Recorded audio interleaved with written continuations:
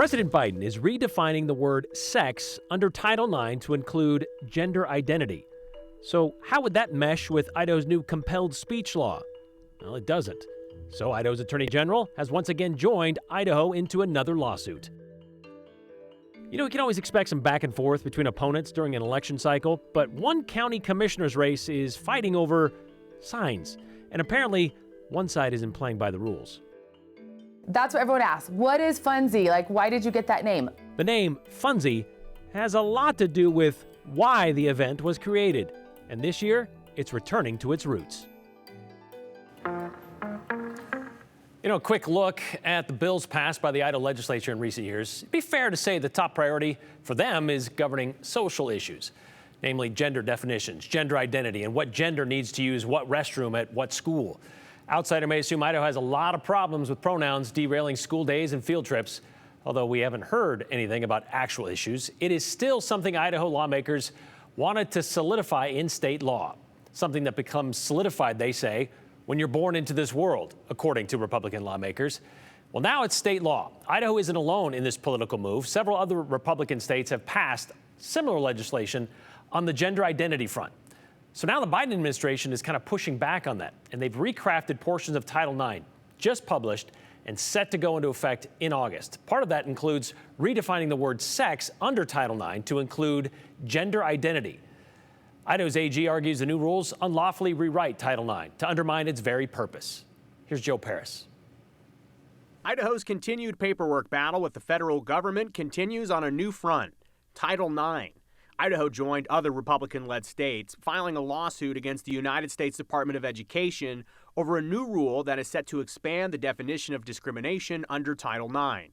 The rule, which is set to go into effect in August, prohibits discrimination based on gender identity, something Idaho lawmakers debated at length in 2024. So the Biden administration decided to change Title IX. Idaho Attorney General Raul Labrador believes that the Biden administration is far beyond their purview. It should be the legislature that changes the laws of the United States. And if this is a change that they want for the people of the United States, they should introduce a bill, let the legislature or the Congress actually make those changes. But they're not willing to do that because they know that the American public is not with them on this issue, and they know that they're not going to be able to pass it through the legislative body. Idaho argues in this federal filing that the rule is unlawful and goes far beyond the Department of Education's authority. Idaho and partner states say that the rule redefines the term sex in a way that is contrary to the text of Title IX and the intent of Congress. This is once again an example of the Biden administration being frustrated because they cannot pass a legislation, they cannot pass a law that changes the law in a way that they find favorable, and they go through regulation and they change years and years and upend years and years of law by just passing a simple rule. And that's not the way our government was created.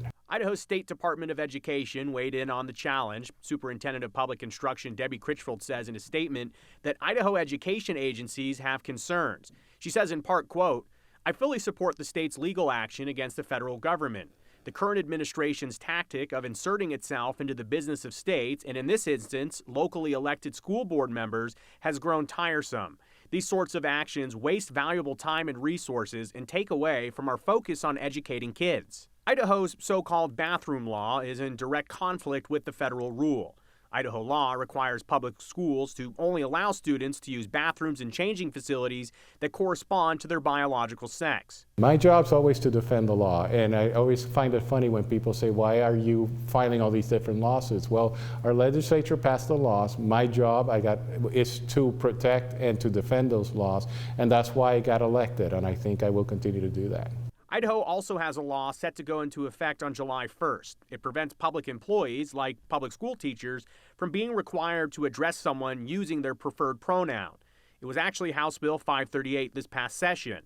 The legislation also bans teachers from using names or pronouns for students that don't align with the name or gender the student was assigned at birth, unless that teacher has parental consent to do so. We're going through litigation on many of these cases, but we think eventually we're going to win on this issue, and I think we're going to win on the issue where Title IX should not be including gender identity in any way. So I know that at home you're probably not keeping notes of where is every single Idaho law and which ones are wrapped up in the court system. So I will give you an update. Idaho's so-called bathroom law is enjoined right now in a federal suit. We are expecting to hear some more action on that in the coming weeks, so we will keep you updated on that one. But Brian, this is a national issue, and it is interesting too because the conversation, of course, in terms of the politics and the political beliefs is one thing, but you're now having the question across several Republican-led states in terms of process. Is the Biden administration going too far, promulgating rules that are effective as law? Here's what I found interesting about Critchfield's statement about how going against locally elected school boards, and this is, getting into what they are deciding. The state has already done that because local school boards tried to set up their own policies, Policy 3281, when it comes to who can use what bathroom and what's allowed and pronouns and all that kind of stuff. And the state said, whoa, whoa, whoa, we'll take care of that. So they took local control away. Yeah, I mean, it's an interesting conversation. I also know that there are some lawmakers that don't think it's the end of the conversation, and there are some lawmakers that want to make the bill more specific. I've heard from some Republican lawmakers that they like Idaho's bathroom law, but they were hearing, according to their sources, that there were other questions about it. So we'll see if this comes back next January. I know that wasn't a question. I just find it curious, and I would like to see how the AG would like to say, well, yeah, I can see what you're saying there. Yeah, but, all right. We'll ask him. Yeah. Thanks, Joe. I advise all candidates, any endorsement should be for this specific cycle. You can't assume that someone's going to support you just because they supported you in the past. Okay, so that advisement was intended for Ada County Commissioner Ryan Davidson, who's trying to hold on to his first district seat this election cycle. And like most candidates, Mr. Davidson put out some signage, and in the essence of probably saving money, likely put out some leftover signs from campaigns past. Problem is, according to his opponent, Clyde Dornier, those signs carry an endorsement that isn't exactly accurate. They're apparently from 2020, these signs, and contain the endorsement of the Concerned Citizens for Thoughtful Growth Political Action Committee. Dornier filed an ethics complaint against Davidson last week, claiming this PAC has not and will not endorse or contribute to Ryan Davidson this cycle. They are, in fact, endorsing Dornier this time around. Well, the Ada County Clerk's Office gave Davidson until Friday to remove those signs, but it looks like Davidson didn't do that. So the Dornier campaign complained again this week on Monday, saying it should now be moved up the chain of command to the Secretary of State's office, who we just heard from, saying, quote, the Davidson campaign has been benefiting from these illegal signs for weeks, which cannot continue.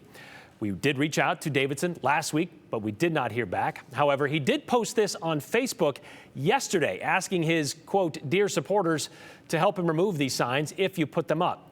Quote, due to some various campaign technicalities, I need to remove and replace some of my signs. If it says Concerned Citizens for Thoughtful Growth in the bottom corner, Davidson's campaign says they can offer you a replacement. Or you can just let him know if you see one out there and he will take care of it himself, which should be rather easy for Davidson to do. The Dornier campaign supplied him already with pictures and locations of about 24 of his signs in question. So other than what Secretary of State McGrain told us last week, no word yet on whether this is now a state issue instead of a county issue. Speaking of state and county issue, it is all over but the counting. Idahoans for open primaries have collected all the signatures they're going to collect, and today they delivered those signed petitions to county clerks around the state for validation.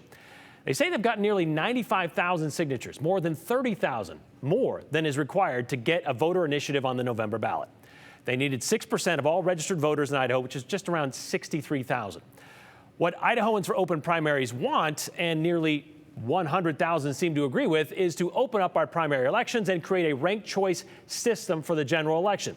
It'd make voting in the primary open to everyone, where the top 4 vote getters, regardless of party affiliation, would advance to the general in November. If the clerks and the Secretary of State offices verify these signatures, which is expected in July, this decision on open primaries and ranked choice voting will be up to the voters in November, in which case it would need a simple majority to pass. Well, Scott had a question about this after we talked about it on Monday. He asked, would ranked choice voting, if it passes in November, will it be utilized only during the primary elections? The answer, no. This initiative includes the general election. Those top 4 advancing from the primary, regardless of party, they would be in the general, and that is where the voter would rank his choices from 1st to 4th.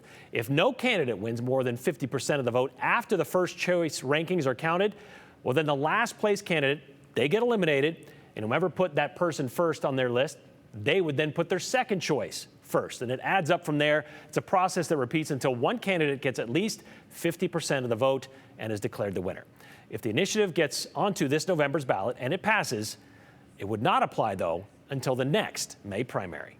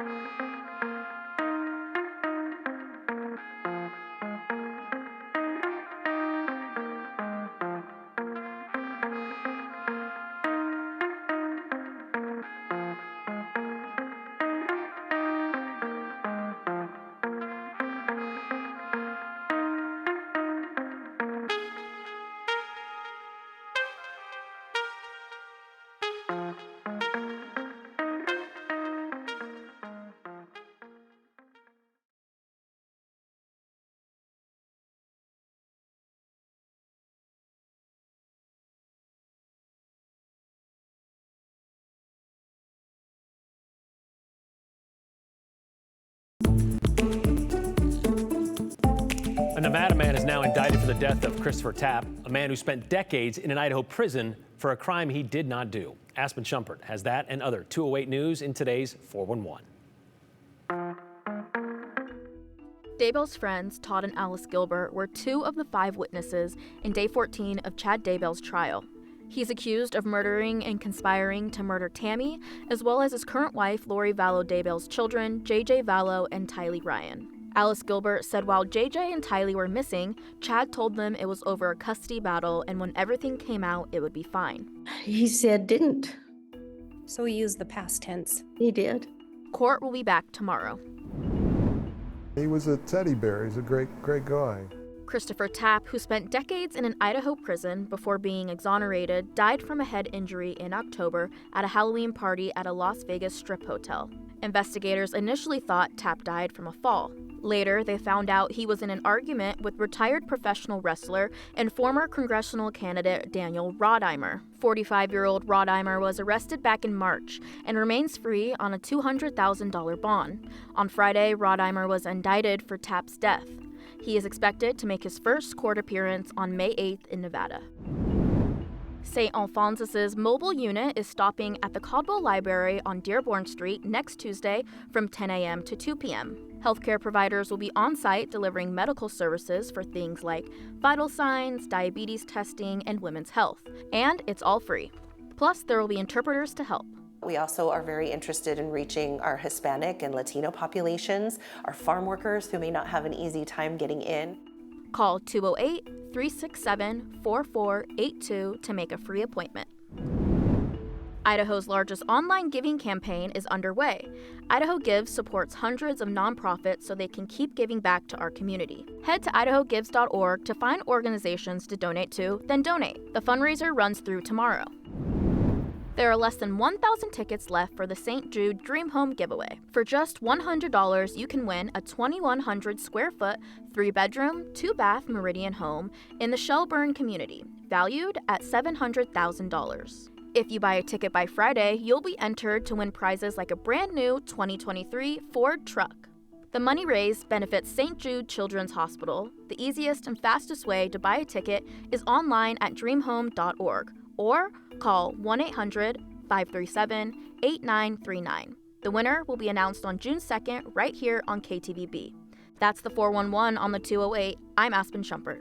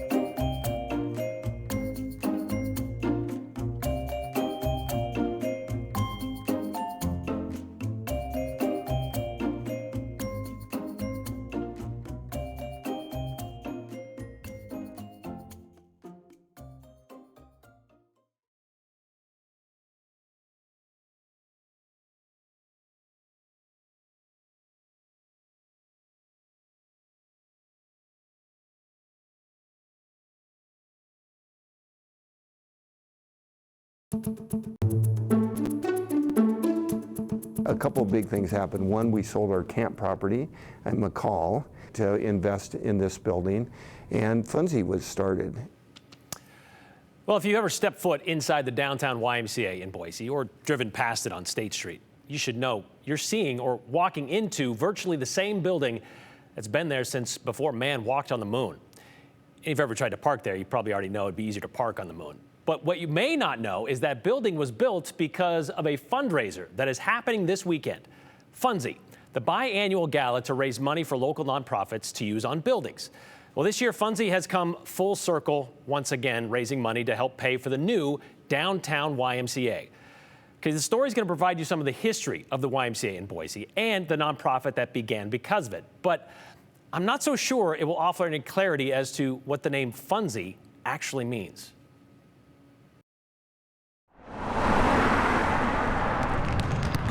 Noon ball at Boise's downtown YMCA. 10. We got 10. Always begins with sorting out Travis, who's stacking up John. against whom We're playing the zone. and how. Are we? Noon ball, just one of the exercise options available at the Y, has been a midday tradition dating back decades, and it brings in all walks of life. We had doctors who played, brokers, you name it. We used to have a sitting state Supreme Court justice used to play, but when they step on the court, everybody's fair game. Greg's not afraid to shoot still. It's a good way to unwind, and it's a good social network. The basketball is part of it, candidly, but it's a social network. For some of these guys, their time at the Y seems to go back almost to the beginning. John Williams has played noon ball since he moved to Boise 30 years ago. David Bruce, Been here a long time, even longer. 44 years. I go for assists, Wade, unlike you. You know, I think it's a great example of how community happens at the Y. It's just been a really cool part of this Y's history. That's because basketball has been a big part of the Y's history, since James Naismith invented it at the Springfield, Massachusetts chapter in 1891. As for the YMCA's beginnings in Boise, that was about the same time, culminating with the Young Men's Christian Association incorporating in 1892, convening first in the Sona building on the corner of 9th and Main Streets.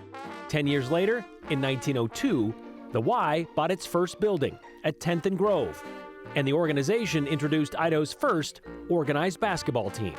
In 1922, they moved 2 blocks away and added a pool.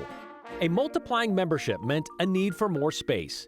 So instead of another corner lot, the Y bought a whole city block in 1962 between 10th and 11th and State and Washington, with plans to replace the Methodist Church with a state-of-the-art facility. $1 million was raised, but that was still several hundreds of thousands short. We started the building without having all the money raised. By 1967, the Y was just an empty shell. So in order to fill it, they needed to fill some coffers. They needed a fundraiser for the YMCA. Funds for the Y. Yeah. FUNDSY. Yeah, isn't that poetic? Funds for the Y. It was actually billed in the beginning as Fund Serving You, an exciting first for Boise, a fun-filled party auction with food, drink, and Diane Norris. Meet Miss FUNDSY and help finish building a brand new YMCA. And it was a one-time thing that they were going to do to raise enough money to fund the YMCA, and they did it. $38,000 was raised that first FUNDSY in 1967. If you look at the list of leaders that were a part of the original FUNDSY, it's an impressive group of people. But kickstarting a campaign to fund the Y, Funds the YMCA. that was just the beginning. Our mission is to fund brick and mortar projects, and I think that's what makes us so special, is the money is dedicated to one thing, and that is really to either renovate, buy, or have a building in the community. Today, FUNDSY is considered the city's oldest nonprofit. So it all started with the YMCA downtown, and that building's been there since, and it's old. And it's old.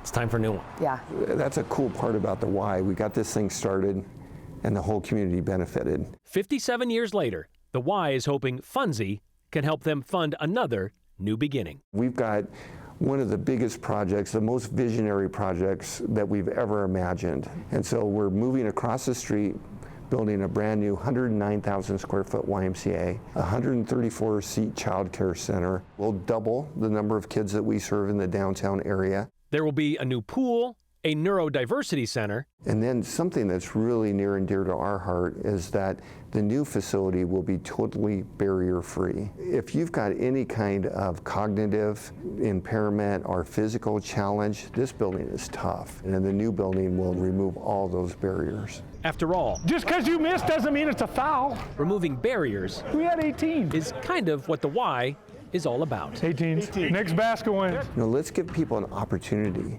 Let's believe in them. Let's bring people together and see what kind of community we can form. That's game. Yep, that's game. And who knows? Game.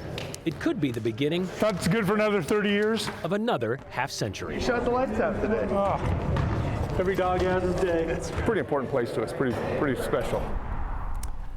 Okay, for some perspective, the winning bid for that original downtown Y came in at just over $1.1 million. The current project budgeted for about $80 million. The downtown Y was on the receiving end of FUNDSY for the next several years after that first year, sharing it with other charities. They even auctioned off a house in the Highlands in 1969, but by 1972, FUNDSY's focus turned to other nonprofits, and it became an every 2-year event. From the Black History Museum to the Anne Frank Memorial to the Peregrine Fund to TRICA, you'd be hard-pressed to find a nonprofit in Boise that FUNDSY has not helped. Nearly $9 million in 56 years. So the name FUNDSY, fund serving you or funds for the Y?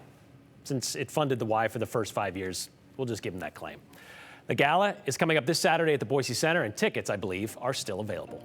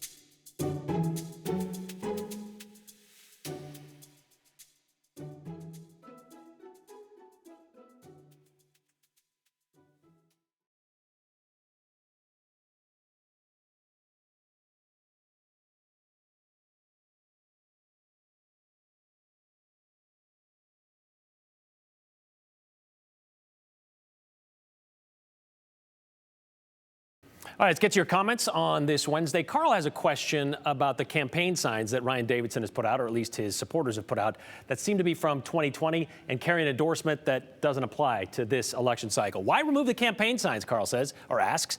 A well-placed permanent marker would do the trick. Probably not enough to just kind of scratch it out. Makes it kind of look a little funky, wouldn't you think? And I don't know if that's reliable. I don't know. Sheer number of lawsuits the state of Idaho is involved in is mind-boggling, says Kurt. So little time, so many losses. We get this question a lot. How much money are we Idaho residents having to pay because our legislators have made laws that go against federal laws and are now in lawsuits this year or previous years, and ones that our Attorney General decides to support because Idaho has a law based on it? We don't know until it plays out. There are a lot of lawsuits that the state is involved with right now that are still working their way through the courts, so we don't have a tally on that. They do have a legislative defense fund, though, that, well, they keep putting money into every year. I think the last time was like $4 million. Don't know if they addressed that this session. I'll have to look into that one. Doesn't federal law supersede state law, asked Dean, when it comes to this Title IX thing? I think what they're trying to say is, or what Raul Labrador, the Attorney General, is saying, Congress passed that law in 1972. The president doesn't have a right to change a law that Congress passed. Congress only has a right to change that law. A friend suggested you put porta potties. No sexual orientation on those, can be used by anyone. I think you're probably familiar with why we don't have outhouses anymore. It doesn't quite work that well.